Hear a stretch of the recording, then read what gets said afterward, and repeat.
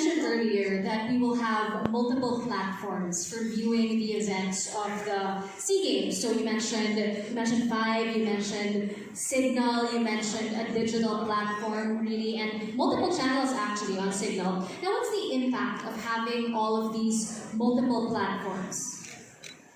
Well, we all know that the viewing habits of Filipinos have changed, right? People just don't watch free TV. People also consume content on free-to-air. And more importantly, consume content on digital devices. So we felt that to be able to reach as many Filipinos, it's best for us to be able to bring the games across these multiple platforms. So you will see the actual live games on not just on TV, but also on the digital platforms. And we're actually going to be developing ancillary content, right? Highlights, profiles on the players to make sure that you enjoy the games as much as possible. Okay, thank you very much, ma'am. Do we have any more questions from the audience? My question is for Miss Jane. Okay, will as official broadcaster of the games, will you be getting the services of former athletes as panelists? Yes. And Jenna, Can we get the names like? Yes, we will. We actually have a big pool of analysts and anchors for the SEA Games who will be covering the events. Quickly, from basketball, of course, from the TV5 side, we have ex-players and coaches like, in my head is Ryan Gregorio, he's a good friend of ours. Alan Gregorio, he's there. Tony De La Cruz, he does our PBA panel. Alex Compton, former coach of Alaska, is also doing the games.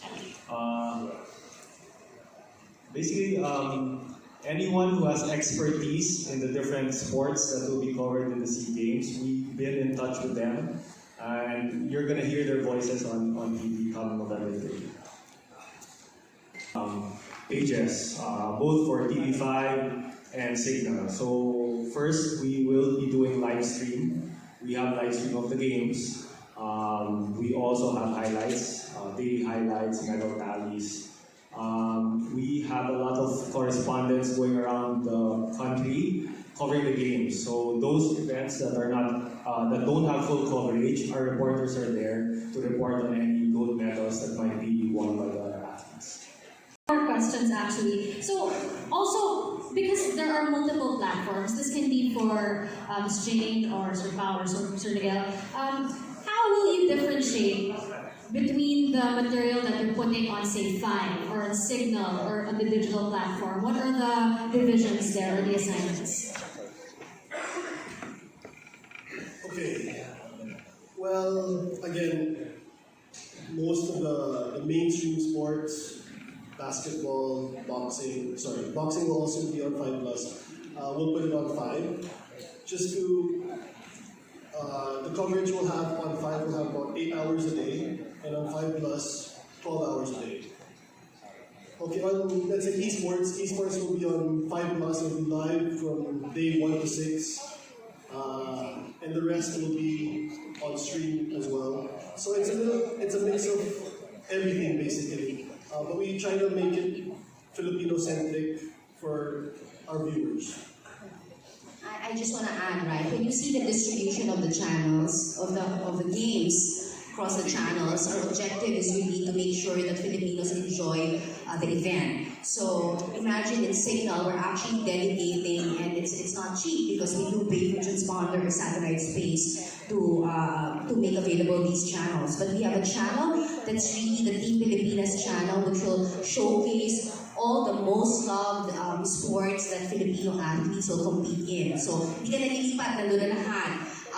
But to also cater to our audiences around the world who are interested in other sports and who are interested to watch the other international teams, we're putting up the SEA Games channel, which will really have access to most of the sports and most of the teams. So there's also a news channel if you just want the highlights of the games, and TV5 is allocating a huge portion of our airtime, and in fact 5+ most of it, will really be for the SEA Games. And even the digital platforms that we will be using are the platforms that majority of people access for content. So Facebook, imagine live streaming of the games. YouTube, not just one but 3 channels to make sure that the 3 signal channels that we're putting up specifically for SEA Games will also have its platform in digital. So the objective is, basta kung anong preferred platform mo, nandun ang SEA Games. How does TV5 plan to work with the other networks in bringing this whole event to a wider audience?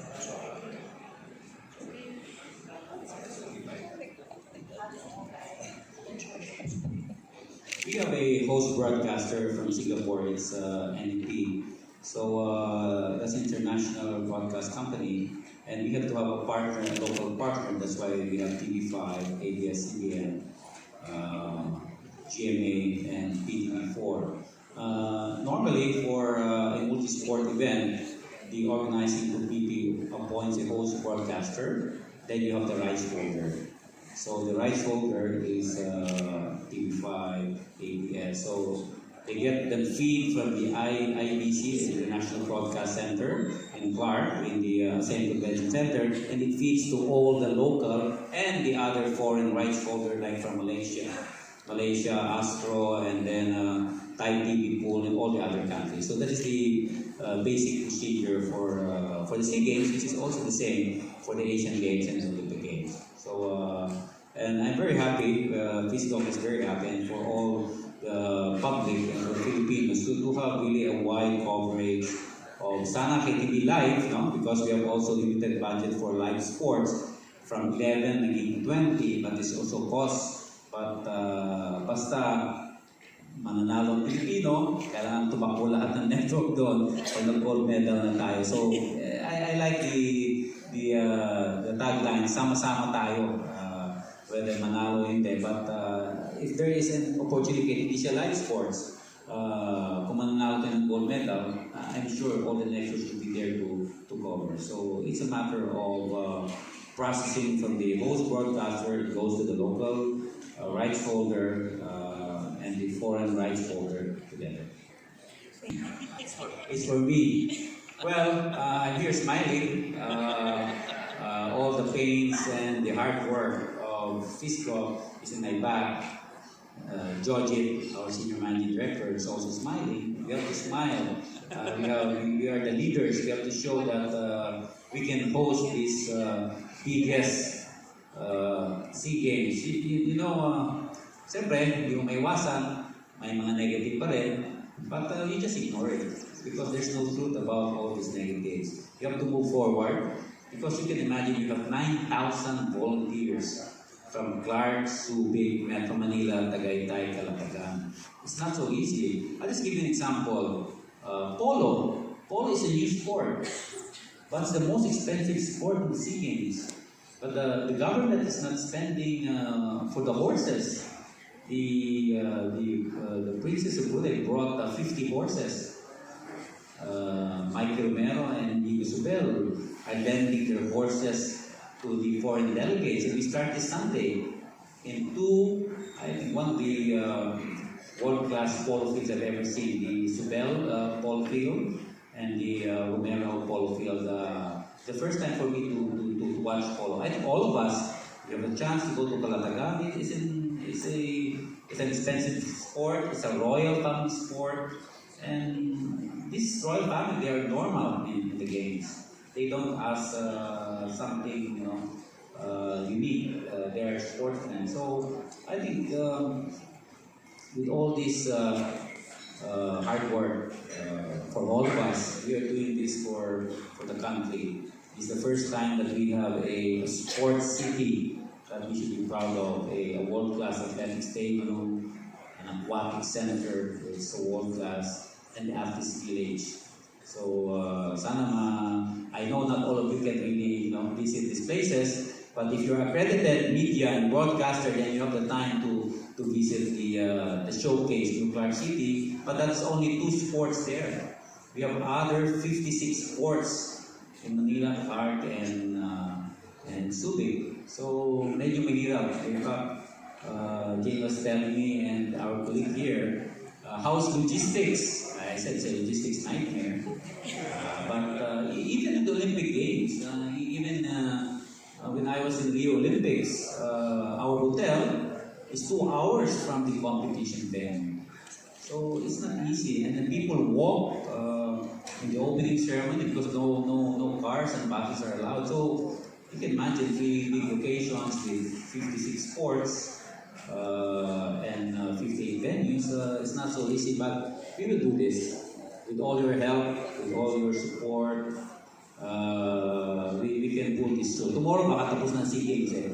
Yung sinasabi ko sa staff ko na when you wake up tomorrow, the SEA Games is done. And we will appreciate all the hard work. And I'd like to thank the President for giving this push to have our new stadium, which is world class.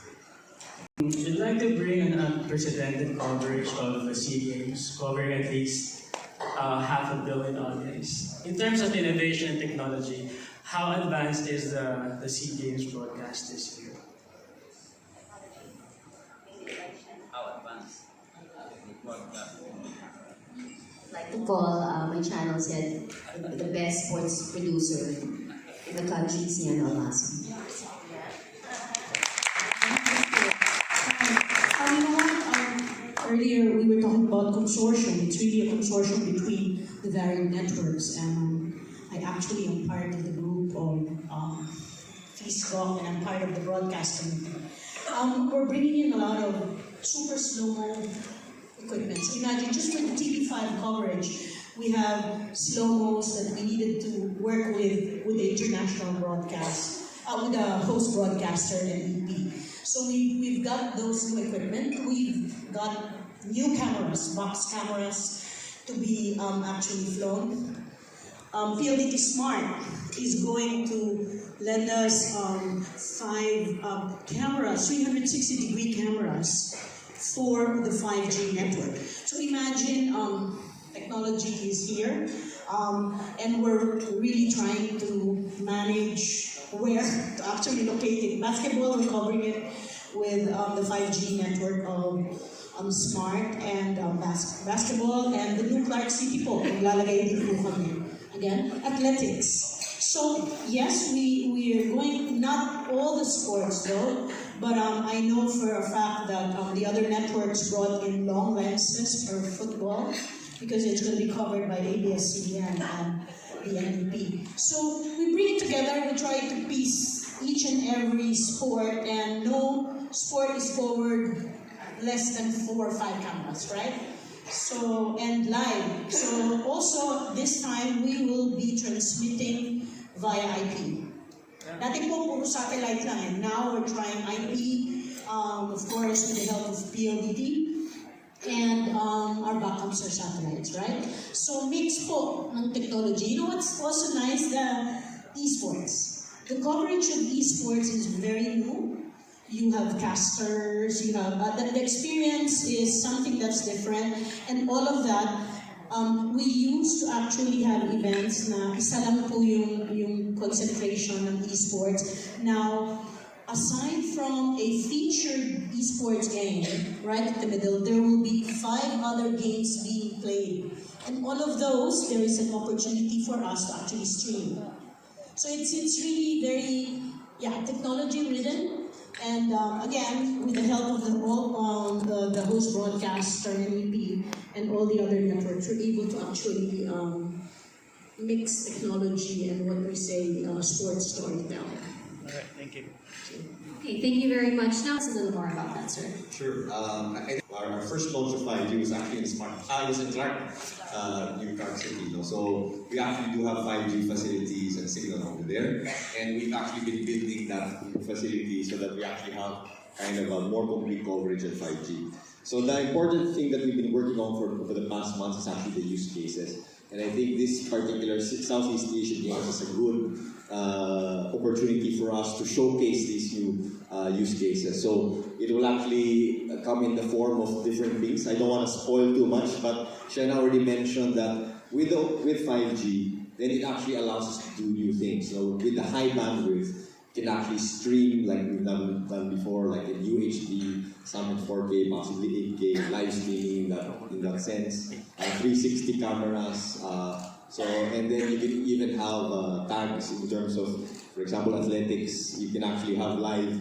You know which country is won with a certain tag of the people running. So it actually changes the experience of sports. And that's actually quite exciting for us to showcase. And I think aside from the broadcast side, there will be some setups at the different venues where if consumers come, they can actually experience from themselves the great new technology that 5G brings. No? So make sure to make your way to the sports village and to the sports venues and turn on your phones and actually try to experience the new 5G broadcast with TV5 and Signal.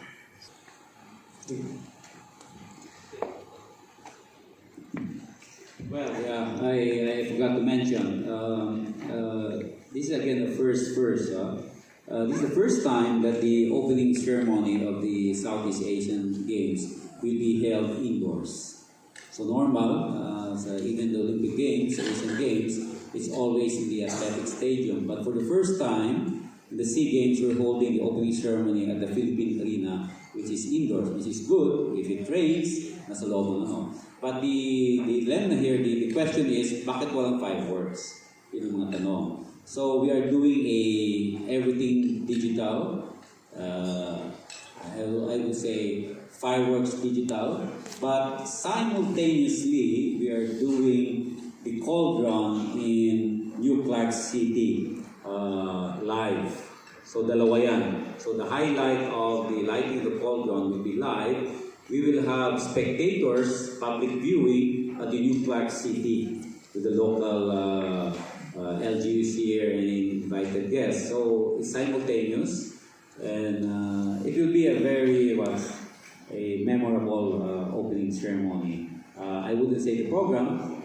You better buy the tickets first, and then that's the time you'll know the program. But again, it's the first time that we will hold the opening ceremony indoors.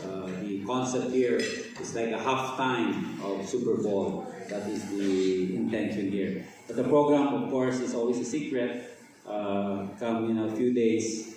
And the company that FISGO awarded, because there were 5 companies who bidded this production for the opening ceremony. And finally, one company, a world-class company, a well-known company, who did the opening ceremony for the London Olympics and for the Asian Games last year in Jakarta and some other world events. So it will be really a very memorable opening ceremony. But I suggest you buy the tickets, mura lang naman. General admission, 1,500.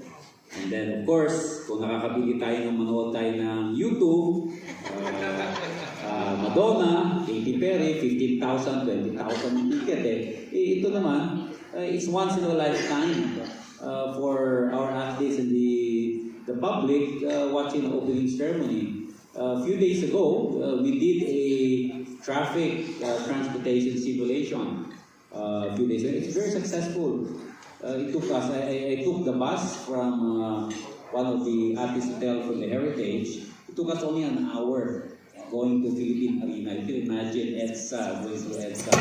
So, pasalamat din ako sa publiko na nag-cooperate during the simulation and during the actual opening ceremony on November 13. I'd like to invite also our friends, which we will extend now on November 26, Judge? November 26, we will have the dress rehearsal of the opening ceremony. So normally what we do, we invite the friends of FISGO to watch November 26 because that is already the actual show. So, yung manonood ng 26, huwag na manood sa November 13. Tama na yun, no? Doble-doble pa. So, I'd like to invite all of you on November 26. Doon yung makikita ang opening ceremony. It's a actual show. And, but I suggest ma-afford naman ng mga Pilipino kung gusto manood ng opening ceremony, 1,500 general admission, and then the highest ticket magkano ba? It's about 12,000, no? So 12,000. Katy Perry, 15,000. Madonna, 17,000. U2 nga, 25,000 eh. Nanonood pa yung Pilipino. Ito, this is the SEA Games. It's an all-Filipino show. Hindi ko nasasabihin kung sino mga artists natin. The creative is by 5C, a company, but the talents are all local, our local world-class talents. So I look forward to see you on the opening ceremony. Tease lang tayo sa tagal ng antay, but normally in opening ceremony, just to let you know, we wait 4 hours. Me as a participant, as an official, we wait 4 hours sa stadium before the opening ceremony. Ang ginagawa po natin para alaman ninyo kung paano nakakarating mga atleta bago mag-parade. They waited 5 hours, 4 hours doon sa kabilang stadium lang, holding area. Nanonood ng Netflix habang nag-aantay, may show, kumakain. And then pag ready na, by 5 o'clock, ready na to parade. And then once they parade, papasok sa stadium, and uupo na sila para manood ng show. So, nagtitiis din ng atleta natin, even if they have games already the next day. Because they want to really participate in the opening ceremony. So we're targeting 5,000 athletes to parade. Because now, the delegates, now we are ongoing what we call a delegation meeting with all the 11 countries. Umabot na tayo ng 9,000 athletes. Marami na po. So, if ito messages namin sa WhatsApp, napakarami. So, every second, alam natin how many athletes. You can imagine, Indonesia, 1,500. Singapore, 1,200. Thailand, another 1,000. Malaysia, another 1,000. Puro 1,000 ang ano eh. Ang maliit lang is only Laos and Cambodia. We are helping them, and Myanmar. Vietnam is about 900 only. So, puro 1,000 plus. It's not only that, it's not even the athletes. A few days ago, I have to approve 250 observers from Indonesia. Observers lang yun, ha? And then another 400 media from Vietnam. Why Vietnam? Because Vietnam is the next host in 2021. So 400 media pa lang.